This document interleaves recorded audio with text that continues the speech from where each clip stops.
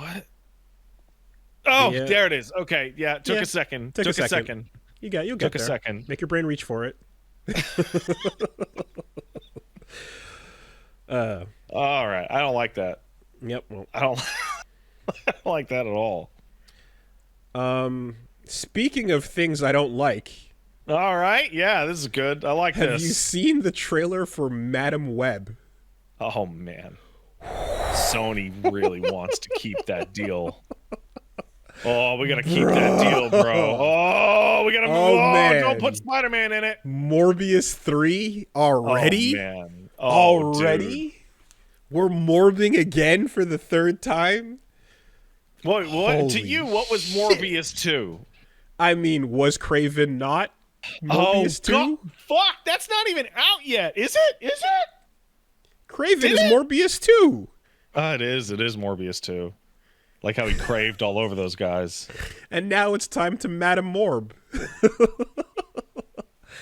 This is so fucking crazy to me because I know she's become more and more of a character, but to me, Madam Web, and this is super outdated, but here's what it is. Right? I know exactly what you're gonna say. Madam Web represents the fucking end of the cartoon that never got an ending and is just literally the last episode, Spider Carnage, and then where are we off to? We're off to find the real Mary Jane. And then they walk into the distance, and that's the fucking end of Spider-Man. Bro, That's all she is.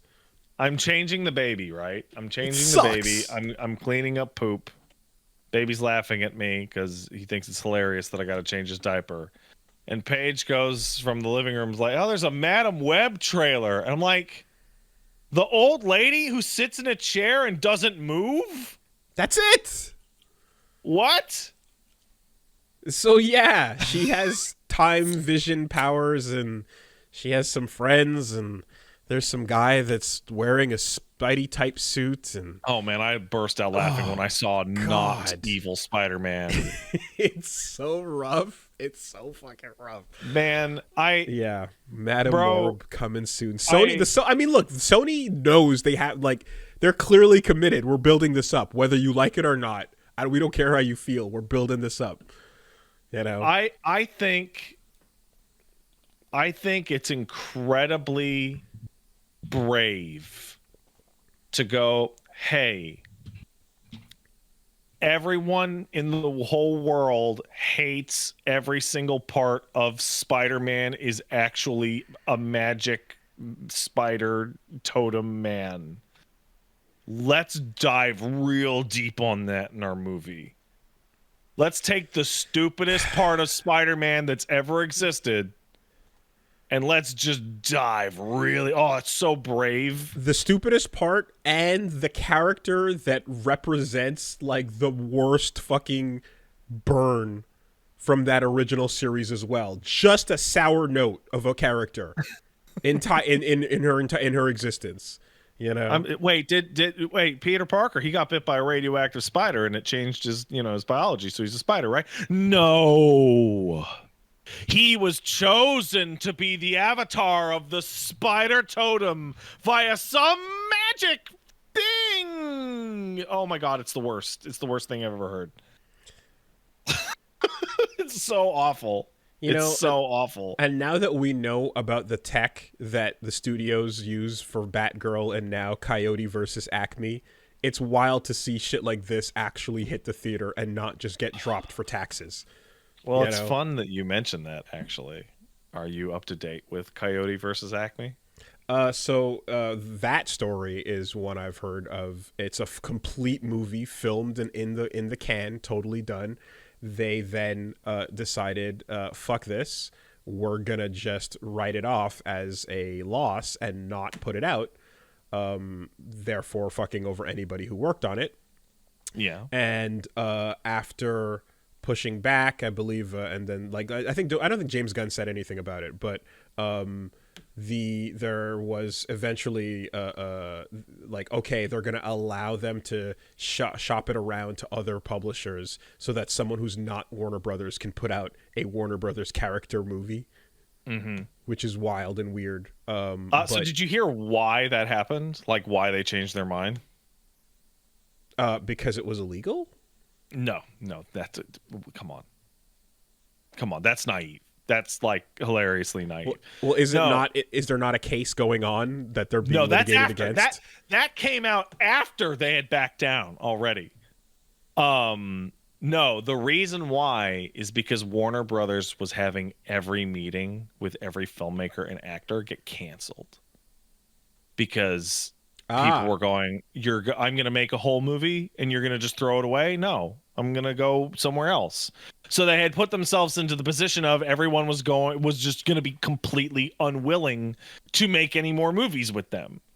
I thought they were facing fucking a lawsuit because of this shit, and went, oh no, okay, no, not a lawsuit. They're facing congressional inquiries from the United States government. Well, there you go.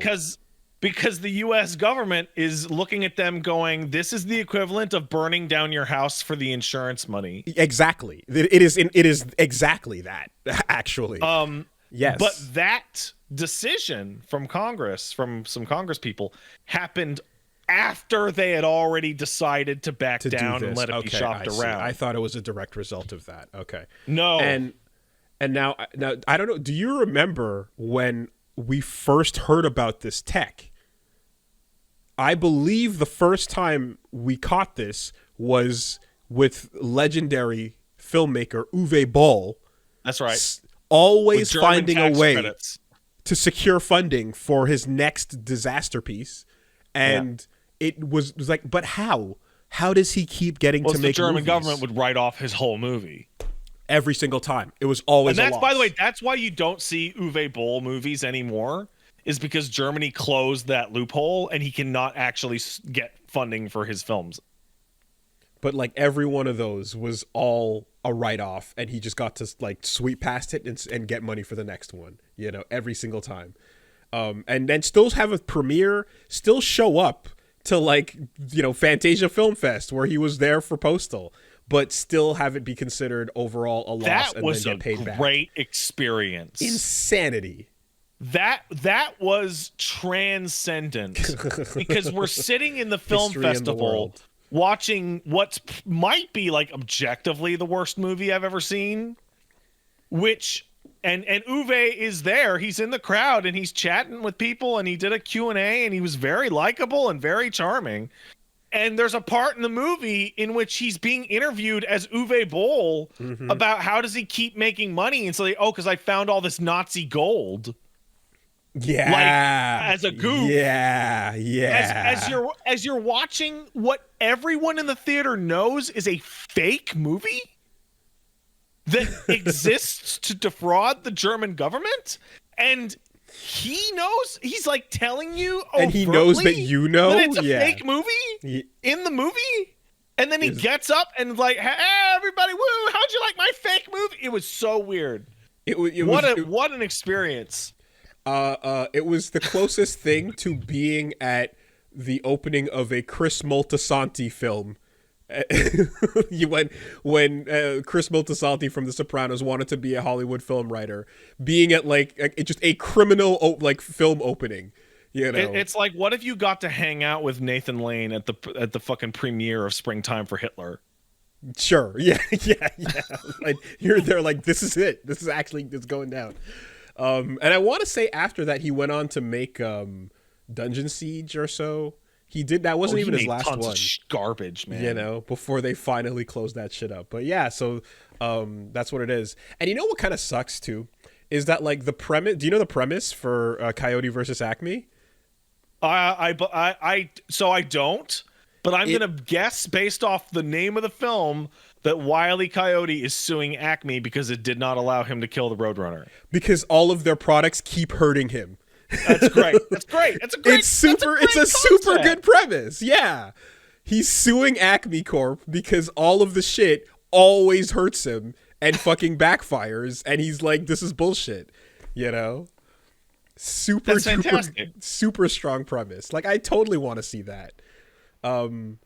And apparently, according to earlier reviews, it was like one of the best movies Warner Brothers had ever made. Everyone loved it, and it had like live action with animation in it type of thing. So I guess that kind of Space Jam sort of thing, Yeah, fight. Like Like John Cena's in it apparently.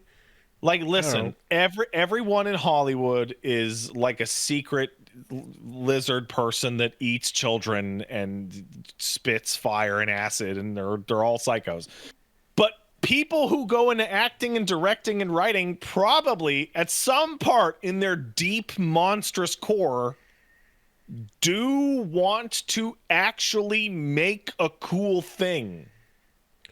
Well, look, all you have to do is just like take this to anyone in the industry for video games who's worked on shit that's been pretty much at the finish line and then just shit canned and have them be like, well, time for me to go like shop my resume around and I'm still under NDA, but hey, I spent the last 5 years doing something really cool. Can't show you any unannounced of it. project. That's awesome. Can I see it? No. So, oftentimes there will be like, hey, on the exit, you'll try to get a thing like, hey, I want to show my work off. Can I get an exemption for that for these purposes? No. Sometimes you'll have an arrangement, but for the most part, if it's locked down, it's locked down, and that's it. So people in video games know what the fuck it's like to have this shit to have happen, and it can destroy your fucking your work history, man. It sucks. So we've talked about it in brief in individual states, but it should be noted that like while this is the best year for video game playing in like a decade, this is like the absolute worst year to work in the games business in just as long. Like tens of thousands of layoffs in many cases for no reason. Shout outs to, I think, what was the hard drive article? Game Awards category for best layoff. Best layoffs gotta go to Bungie. They definitely have the best layoffs this year. And the nominees are like... Oh, God. Yeah. Just, how are we going to forget the category that, affected us the most, really? I saw what might be the most disingenuous, funny take on all this layoff shit, which is, what's wrong with all these companies? The mob isn't as deeply ingrained in them as it used to be. See, back in the day, the mob would take a percentage of your profits off the top. So you had to have enough to pay the mob and keep everybody employed so you could make enough money to pay the mob. But now that the mob has lost a lot of its power in America, you can just give that money to yourself. Tony's not around taking skim off the top. That's the problem. We need to return to those days. Like... God damn it, dude. And that's why Japanese companies don't Yakuza. do as bad with this. There you go. Sega figured it out. Is much, much more deeply ingrained with a lot of those companies than the mob is in American game companies. Sega did, in fact, figure it out. We need to return to the days of kidnapping developers' sisters. Whatever happened. Whatever happened to us. You don't get as much money. Listen, Fat Shinji, you don't get as much money from the company in the arcades anymore. What if we made the Godfather of Yakuza every single year forever? Fat Shinji. Oh, it's too hot today. Hatsui na. Oh. Yeah, okay. Sure. Anyways, Madam Web coming to theaters only soon. Good stuff. Uncle Ben's in that movie. Oh yeah. Dude, I saw Iron Spider like legs flip out from behind that dude at some point. I mean, here's the thing though. You know they're gonna beat that guy up with girl power, right? And they're gonna be like, we're not the spider people. We're the female Ghostbusters or whatever the fuck they're gonna and we're gonna stinger Morb. We're gonna stinger Morb and Craven clearly at some point.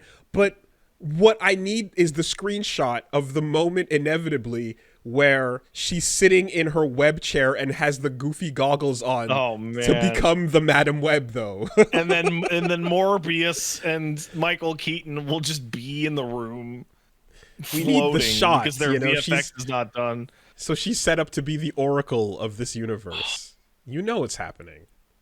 Bro. All right. We gotta keep this deal, man. We gotta Spider-Man. Oh man, we gotta come on. What does Spider-Man got? What can we do a movie about Spider-Man, not Spider-Man? I got one. We're gonna make the new movie, the next movie. It's gonna be about some fucking dipshit named oh god, what's his fucking the Jackal, and he's gonna clone a bunch of people. People like that story, right? Yeah, they love that shit. He's gonna be about the clone Jackal. Dude, I bet you someone somewhere, a writer was like, no, I can make a Clone Saga movie and it'll be good, though. I bet you someone tried. Somewhere on the cutting room floor, there is a film called The Clone Saga. And I remember so I don't read Spider-Man or any comics for that matter. So I asked a friend of mine, what's the deal with the Clone Saga? And he looked like I had hit him. just Like he looked pained, like I had struck him with my hand. just yell Kane as at the top of your voice as loud as you can. Oh boy. All right. I think the funniest thing about when I was playing through Spidey 2 is every now and then I'd be like, what's going on in comic Spider-Man right now? And everybody like, no. Like, people don't even want to talk about it. Like, just everyone's just constantly upset. Most popular character that's ever existed. Yeah. So, I anxiously await your Madam Web review Oh, yeah. when you stick as that enters the mandatory viewing list. You know.